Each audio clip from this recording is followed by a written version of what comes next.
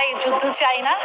আমাদের যারা আর্মিদের ব্যারাকে ফিরিয়ে নিয়ে যাওয়া হোক, বিজেপিকে দেশ রক্ষার জন্য নিয়ে যাওয়া হোক, পুলিশকে বলা হোক আমার নিরাপত্তা দিতে, আমার বুকে আমার বাচ্চা যেন গুলিবিদ্ধ হয়ে না মারা যায়, সেটুকুই আমরা চাচ্ছি।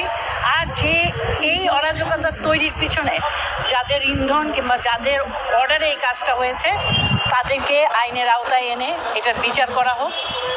যদি সেটা ওনারা না পারে, এই ব্যর্থ সরকার তার এই ব্যর্থতার দায় নিয়ে জনগণের কাছে মাপ চেয়ে তারা ক্ষমতা ছেড়ে দেয়।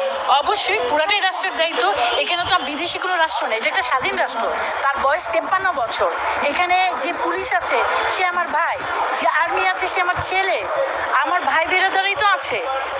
আমার ভাই বেরাদার দিয়ে আমার সন্তানকে মারা হচ্ছে। এখানে তো পাঞ্জাবের কেউ নেই, এখানে পাকিস্তানের কেউ নেই। আমরা স্বাধীন দেশের স্বাধীন নাগরিক এবং আমার সরকার আমার বিরুদ্ধে গুলি চালাচ্ছে। এটা বাইরের কোনো সরকার নয়, চাপিয়ে দেওয়া কোনো সরকার নয়। এক সময় হয়তো বা এখন সে অবৈধ সরকার, কিন্তু তাকেই তো আমরা এই সরকারকে তো এক সময় আমাদের জনগণ ভোট দিয়ে আমরা তাকে সরকারে নিয়ে নিয়েছিলাম। তারপরে হয়তো বা সে আমাদের ভোটের দাম রাখেনি, কিন্তু তাকে তো আমরা এক সময় ভোট দিয়েছিলাম।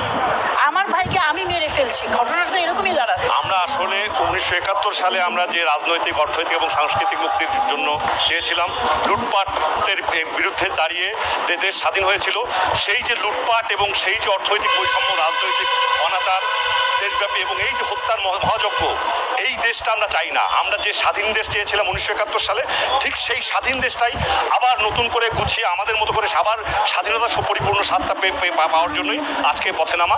এবং আমরা বুঝতে পারছি এই ফ্যাসিস্ট শক্তি ক্ষমতায় থাকলে কোনোভাবেই আমরা আমাদের স্বাধীনতার সেই লক্ষ্যে পৌঁছাতে পারবো না। কাজেই যে কোনো মূল্যে আমরা এই ফ্যাসিস্ট শক্তির পতন চাই, আমরা একে উৎখাত